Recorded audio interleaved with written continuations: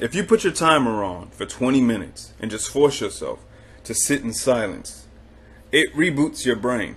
Or it feels as if it reboots your brain. I know for me, let's call it my wavelength, so to speak. We all know what this is about now. Like the vibe, your state.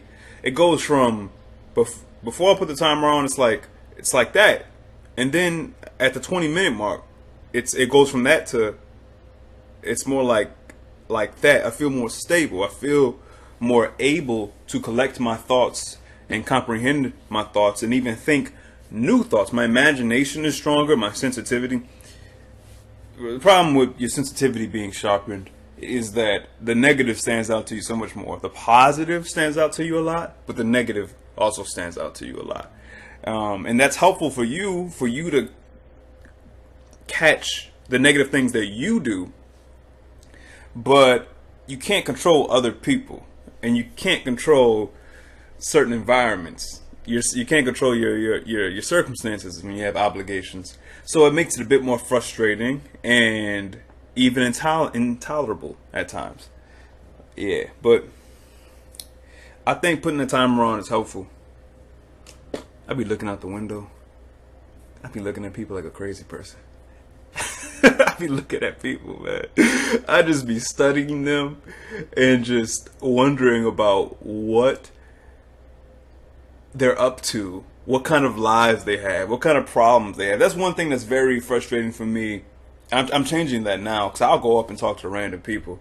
But now, Marcus right now would do that.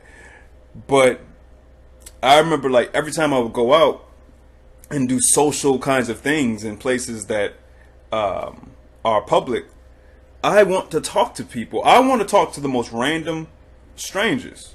And everybody looks interesting to me, even if they're not interesting. You know what it is? And this is, I guess, is a pat on the shoulder, but I'm a student of humanity. I am. I love understanding what the hell is going on in our heads. And I feel like we all have this common denominator, which is our humanity. And as a result, we all think in such similar ways, and we all strive for such similar things, but we wouldn't know it. We're not really aware of that, because we get kind of fooled into thinking we're so different when we're really not. We're different, but we all, you know how we're different? I'm looking at people while I say this. You know how we're different? I find that there's different breeds of human, let's say. I think the classic example would be the kind of person who would go into the field of engineering. It's not always that the kind of person who goes into the field of engineering is just doing that because they were like, you know what, this is going to make me a lot of money. I'm sure some people do that. But there's a lot of people who that field is so compatible with them. They even love it. It's not even hard for them, so to speak, because there's this level of genuine enthusiasm and genuine interest in it. Just like anything else, if you're genuinely interested in something, no matter how much work it takes, for instance, it takes a lot of work for me to understand myself and to understand other people, but I love doing it. When you love it, when there's enthusiasm towards it, it's not so much typical kind of work. There's a simultaneity of reward and cost. But when it's just work, it's just cost. And the reward is just you not being pushed off the treadmill. I'm just talking about stuff. I'm just saying whatever pops in my head.